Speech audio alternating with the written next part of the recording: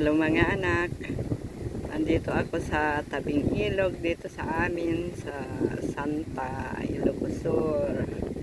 Ayan, ang daming baka. Ng kwento nila na marami daw baka dyan sa may ilog, mga alaga nila, basta na lang pinapakawalan nila dyan yung mga baka.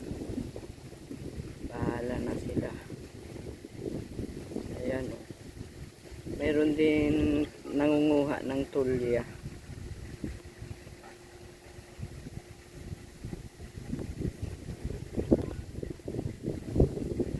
Yan o.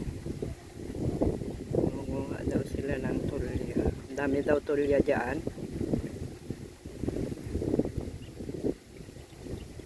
Dito sa amin mga anak, nung araw daw napakalawak daw ang lupain, bukirin ng Santa. Pero dahil sa ilog, unti-unting nagiba. Naging ilog na ang napakalawak na lupain ng Santa. Ayan.